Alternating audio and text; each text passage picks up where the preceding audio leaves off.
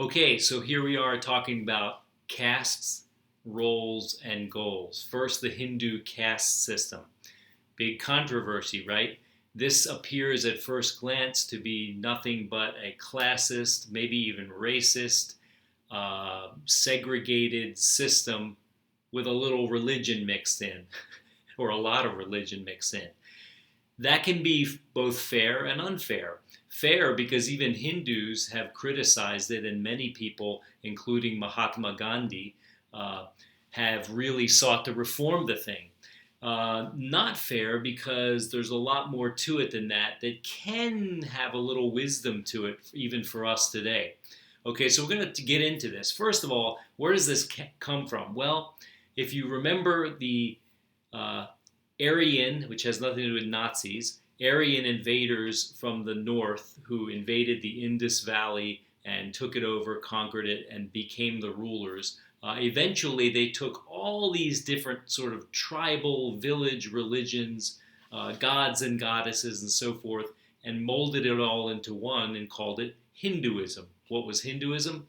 The religion practiced in the Indus Valley, okay, which or the Indian subcontinent. So it became one big sort of mega religion with all these diverse parts to it. How do you control a society like that, or how do you organize a society like that in the most positive sense? Well, thus was born the caste system.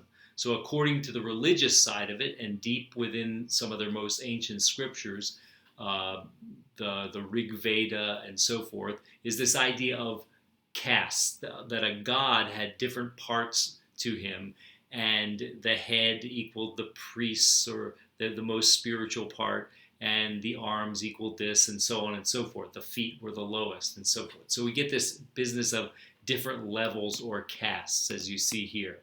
So the Brahmin are the highest caste, and this is reflected in society. Of course, this God's body part, almost like we say we're the body of Christ. There was a metaphor kind of thing going on there. So the people were divided into these different segments of society.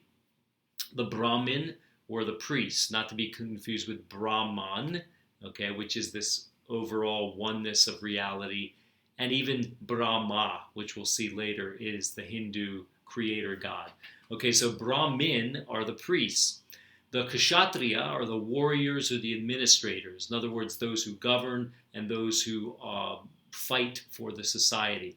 Okay, below those are the Vaishya, who are the producers, the artisans, the merchants, farmers, etc.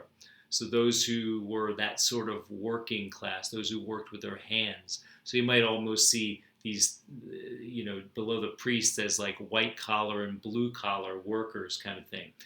Even below those were those who did the real service work in the society called the Shudra. And these were, again, servants, laborers, and so on. And now that is the caste system. So below that, outcast from that, which is why they're called outcasts, are the untouchables. The untouchables were seen as not part of the society at all, almost like subhuman. And so they were not seen as being part of this structure of the caste system. This is extremely unjust, of course, and like I said, Gandhi was against this and wanted to raise up the life of the outcasts or the untouchables, much the way, say, the civil rights movement or the end of slavery in our own country wanted to raise up the life of African Americans in this country. He called them God's children, the Harijan.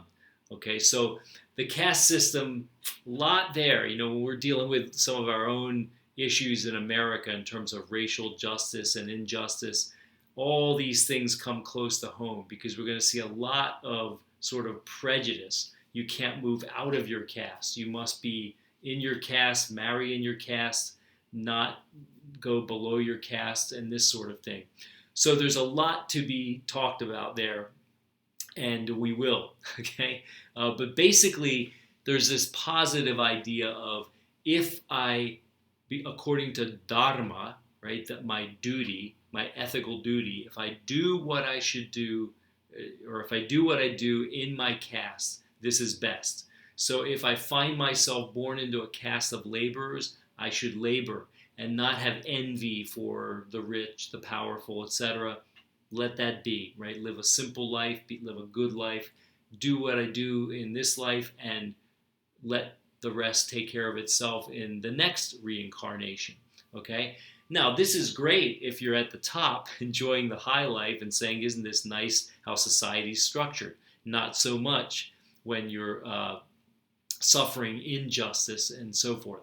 But deep down, the traditional ancient Hindu way didn't see it as injustice. It was kind of a conservative attitude that saw, just like the feudal system in Europe, saw almost with a religious sense, like this is where God has placed you. In this case, this is where the universe has placed you through karma, and this is where you should stay.